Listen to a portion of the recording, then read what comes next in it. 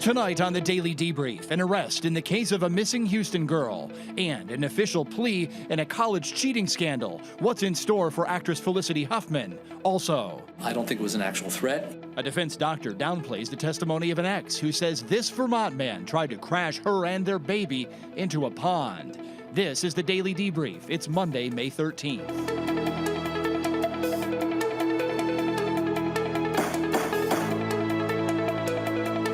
Good evening, everybody. Welcome to the Debrief. Michael Bryant here along with me. Good to see you this evening. Good to see you, Aaron. All right, an arrest report tonight in the case of a missing Houston girl. She was reported missing more than a week ago. Stepfather Darian Vance is charged with tampering with evidence, a human corpse, in the presumed death of 4-year-old Malia Davis. Inside the apartment where the girl lived, court records say police found blood in a hallway leading to a bathroom. It matches Malia's DNA. Authorities also say they have surveillance footage showing Vance carrying a full garbage bag inside a laundry basket out of that apartment. He was also seen carrying multiple bottles of bleach. A court appearance for Vance, originally scheduled for today, has been postponed. Actress Felicity Huffman today entered an official guilty plea on charges related to a college cheating scandal. The final charges were 1 count each of conspiracy to commit mail fraud and honest services mail fraud. Huffman admitted paying $15,000 to have her daughter's SAT scores secretly corrected. Her answers corrected, that is. Prosecutors recommended a sentence of 4 months in prison plus a $20,000 fine. The judge in the case is not obligated to follow the prosecutor's recommendation and could impose a more severe or more lenient punishment. On the Law&Crime Network today, former federal prosecutor Gene Rossi said he found the 4-month recommendation to be harsh. Was she cut a check for $15,000. Under the guidelines, that's a very low amount. It's not a sophisticated scheme on her part.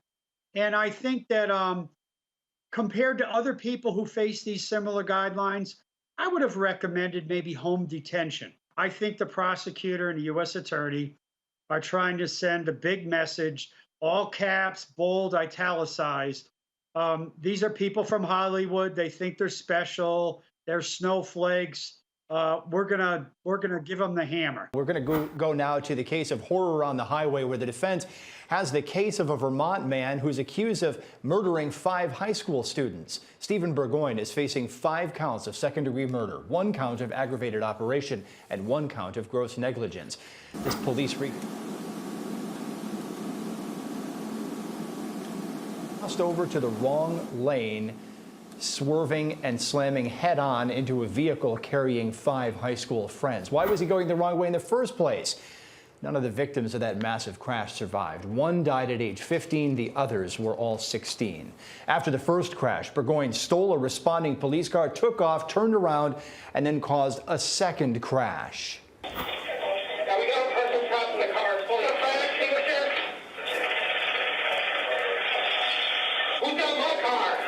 That's just a small piece of the squad car footage, which shows Burgoyne taking off in a police SUV after the first crash. He eventually turned it around and drove back into the previous wreckage at 103 miles per hour. The question is whether the defendant was legally insane. A defense expert said he was. How did you arrive at that? Well, I got an initial batch of records from your office. And then I went to examine him up in Northwest Correctional Facility under videotape. That was the first stage. So first I read these documents, and then I went to see him and examined him the first time for 4 hours. Is what you saw in Mr. Burgoyne something that is typical for what you see in individuals suffering from the mental illness that you diagnosed him with? Yeah, his clinical course is fairly typical. So I see lots of people with bipolar disorder, including people who aren't treated. So a lot of times people come to our units at the hospital and they're not accused of any crime, but they've Sometimes they've driven in an extremely dangerous way, but luckily no one got harmed. And I see how they are, because oftentimes, unless they're rather immediately threatening in the unit, oftentimes these people are not accepting medication. And so you get to view them over time until we go to court and say this person, requires medication. He's incompetent to refuse medication. The court orders it. So I see patients with bipolar disorder and hear their stories in both legal contexts and non-legal contexts. And so most of bipolar disorder does not involve legal contexts. It involves people suffering, people who get an illness that they never wished to have, and no one will ever wish to have it. That same witness said another doctor hired by the state refused to write a report because of interference. She declined to write a report. Do you know why she didn't write a report? What she stated in deposition is what she was told by the prosecution not to write a report. And what was her ultimate conclusion in the case with regard to legal sanity? That Mr. Burgoyne was legally insane at the time of the crimes. And that's the bottom line with that one. We're going to get back to the second half of the doctor's testimony in the bottom half of the broadcast. But first, another defense witness took exception to the police reconstruction of the crash. Let's take a look at it again here. It shows the Burgoyne vehicle traveling the wrong way down the highway, and at the last moment swerving and slamming head-on into a Volkswagen Jetta occupied by the 5 victims. The defense expert had issues with the way the police portrayed the scene in this video you're watching right there. She said there could be another explanation. Is place it at impact and assign an actual impact speed. As far as how it got there, the manner in which it got there, how long it took for it to get there, we don't know anything about that. Based on the steering input, the acceleration, the brake pressure support, or what would that evidence, what was your opinion as to what those support? From the Toyota? Yes. So referring to the Toyota, the steer before impact, the brake pressure going to 100% off the throttle, is actually consistent with what would be crash avoidance. So in your opinion, the data points could support a conclusion that the Tacoma was making an avoidance maneuver? Yes, absolutely. All right, and in accident reconstruction, is there a sort of a classic situation that came to your mind when you were reviewing this data? Yes, actually, this is a scenario that we know as what's called a fake left. And what that is when you have two vehicles that are heading toward one another head on, a lot of times we just expect the other person to correct. We expect them to go back into their lane. And then we sort of wait it out and wait to see what they're going to do. And then when they don't, a lot of times we steer to avoid them. At the same time, they're probably finally realizing that they're in the wrong and they're going to steer also. And then it results in a crash. On cross-examination, the state forced that expert to admit key facts important to the state's case. As I understand it, you agree with the majority of the calculations and conclusions that the Vermont State Police reached in their crash reconstruction of this case, is that right? Yes, I do. And you basically only disagree with their opinions about where the Jetta was prior to impact. I don't believe that they can place the Jetta prior to impact. Okay. So let me just ask you a few things to make sure that you are aware of these things. You are aware that the defendant was traveling at high speeds northbound in the southbound passing lane for over 2.2 miles, right? Yes, I am. And you're aware that people that got out of his way by moving to the right, he actually passed them and they didn't get hit. You know that, right? That's correct. And you are aware that the Jetta, at least for a mile north of the point of impact, was in the travel lane going southbound. Isn't that right? I don't know that I could say how long before, but I will say that Aaron Farr says that the Jetta was in the right lane, correct? Okay. And you're aware that on that patch of I-89 that there is a breakdown lane available for anyone to pull over if they need to? I am aware of that, yes. Okay. And you're aware that the Jetta had actually slowed down to less than 33 miles per hour at impact? That's what the calculation shows, yes. And you're aware that the defendant, 5 seconds prior to impact, increased his speed? I am not aware of 5 seconds prior to impact, no. Okay. From 4.8 to 1.3 seconds prior to impact, he had increased his speed without putting his brakes on. Do you remember that? I believe at one point he lets off the gas, but yes, he was increasing his speed at the beginning of that. And you're aware that he steered left, then he steered right, and then he steered left again?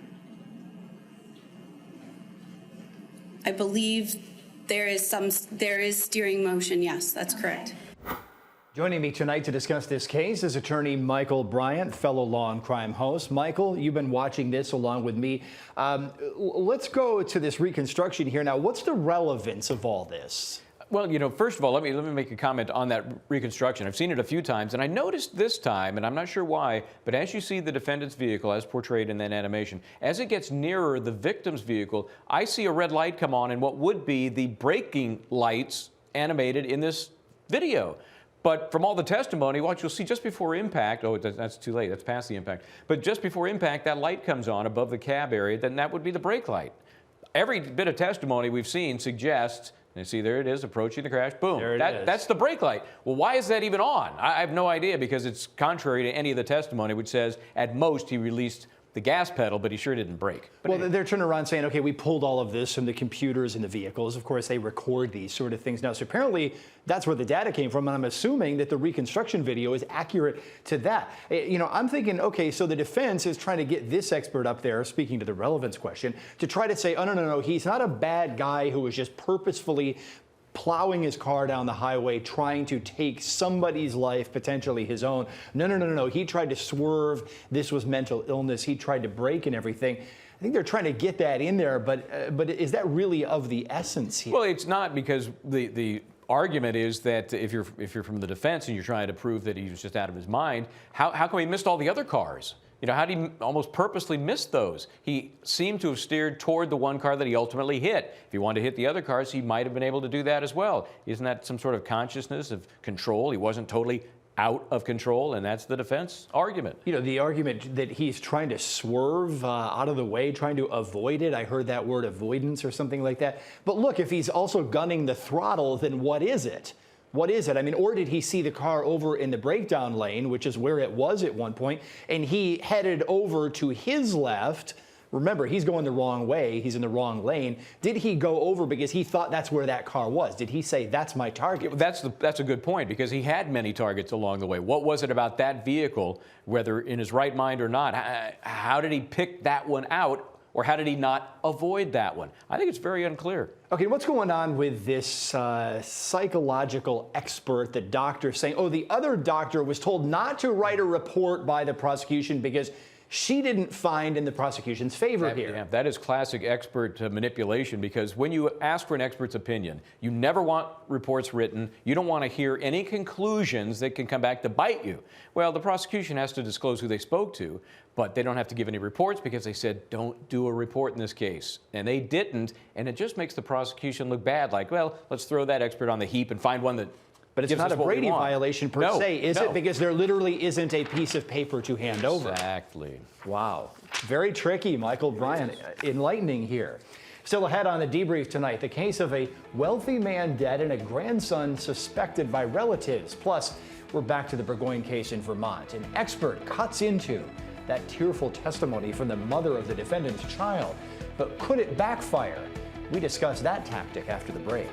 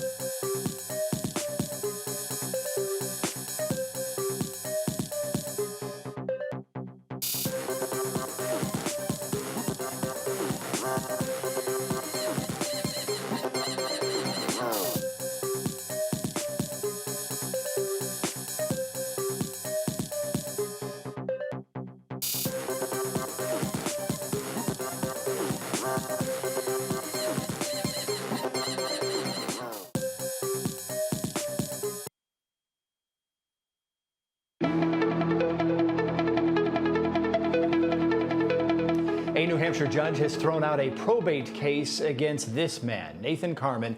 He's been accused of killing his wealthy grandfather, but he was never charged with a crime. His relatives, rather, sued him to claw back the inheritance he received from his grandfather's death. The judge in New Hampshire threw out the case because the grandfather did not primarily reside in the state of New Hampshire. The relatives say they may refile the civil suit elsewhere. After a brief cross-examination today, the McStay family murder trial is yet again in recess. The case involves the death of all 4 members of the McStay family. Prosecutors say a business associate, Chase Merritt, killed all of them for money. The defense says Merritt gained no money after the deaths of the McStays and blames an alternate suspect instead. Testimony in this one resumes May 21st. The delay is due to the help of an attorney. Back now to the case of horror on the highway in Vermont, where an expert today tried to downplay some important testimony from last week. Testifying last week was Burgoyne's ex-girlfriend and the mother of his daughter. Anila Lawrence covered her face just after taking her oath and appeared to be uncontrollably shaking on the witness stand. At one point during her nearly 2 hours of testimony, she had to be taken off the stand to compose herself. That ex-girlfriend testified about good times and some very bad times. Here, she described a domestic violence incident between herself and Burgoyne. Keep in mind, this is supposed to help the defense case. He was angry when you got home from work? Yes, What was he angry about? financial stuff. After this argument, what did you do? He told me to leave, take our daughter. And so what did you do? I took my daughter to put her in her car seat. And what happened? He came outside and started trying to pull us out of the car, and I had my work lanyard on and pulling that, and because of the type of car I have, the key doesn't have to be in anything. There's nowhere to put the key. Just push start. He was able to take the car with me in the back seat and my daughter. And what happened?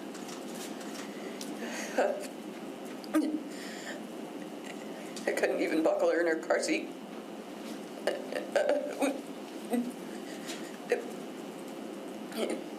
Was screaming and upset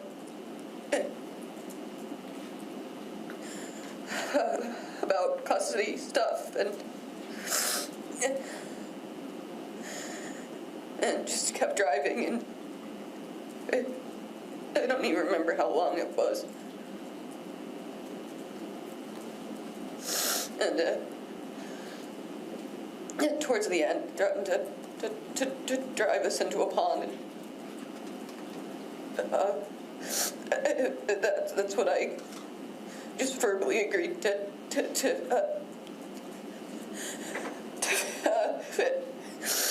50 50-50 custody so that we could just go home. And then he got in the shower and I took my daughter and I left. Today, a judge denied a mistrial complaint from the defense about this very witness. She was a defense witness. Today, the defense's own doctor downplayed that witness's testimony.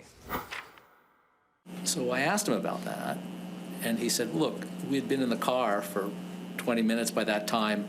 I was using this rhetorically, saying, look, I just want to have access to this baby. Can't you calm down? Like, I'm not going off the road. I could go off the road, meaning I'm not going off the road. You see, I just want to, like, calm down here. I just want to have access to my daughter. You can't keep absconding with the daughter. And that was his concern. I don't think it was an actual threat. He says it wasn't an actual threat in any way. It was a rhetoric. He was saying to her rhetorically. Attorney Michael Bryant is here once again to weigh in on this. So, Michael, is it a threat? Is it not a threat? I'm Who do we so believe? confused. Do we believe the woman sitting up there saying, this is what happened to me? She's shaking. She's crying. She's crying. She's covering her face. She's embarrassed. Do we believe her, or do we believe the doctor saying, oh, she shouldn't have believed what came out of the defendant's own mouth? Yeah, I believe the one not paid to be there. I believe the one who doesn't want to be there for any purpose. The doctor's paid to be there. He's doing as best he can. I still am a little confused that he would try to negate that story as being what it sounds like it was, an emotional, out-of-control moment, because there's been plenty of evidence that this defendant has bipolar condition, manic phases, depressive phases. I think it supports the defense to show an event in which he was out of control. So is it possible that he didn't mean it, meaning the defendant didn't mean what he was saying, that this was a bipolar episode, that he didn't mean it, but that his partner took it seriously, that she did think he meant it? Is that what the defense is trying to do here? I really don't know, because what's the point? I mean, it's not really a subjective understanding from her perspective. It's what he intended or didn't intend if the defendant was out of control. If he was intending it manipulatively, trying to get what he needed, that 50-50 custody, that mitigates against the defense. That's saying, hey, this guy's cool, calculating, and he's using this threat with the vehicle to get what he wants. Okay, so here's the logical fallacy I see, though. The defense is basically saying, here's our witness, it's her, and then I'm going to put an expert up there to tell you not to believe our own witness, factually at least. Yes, and the witness who, in my opinion, the most important information she provided was that incident. The rest was a garbled mess. There were plenty of opportunities for her to reinforce the defense. Did he talk about hearing things? Did the defendant talk about somebody coming after him? No. I mean, those are all key points the defense could not make with this witness. Is this just a point where the questioning should have been more artful or skillful to sort of get or more information prepared, maybe, possibly prepared. Something like that? Okay, yes. You saw more of it than I did, so you're the one coming out with the harsher criticism. It really was ill-prepared, and the judge nailed him in that motion for a new trial by saying due diligence by the defense might have corrected this problem you're complaining about. I can't disagree with that analysis. Michael Bryant, let the record show that we agree. Okay, write that down. We don't always agree, but we that is mostly true. agree. Okay, Michael Bryant, good to see you again tonight. You too, Aaron, thanks. And thanks for those of you watching along with us here on the Debrief. You can join us again tomorrow at 5 o'clock Eastern, live on the Law and Crime Network for our recap of moments and cases nationwide. Good night.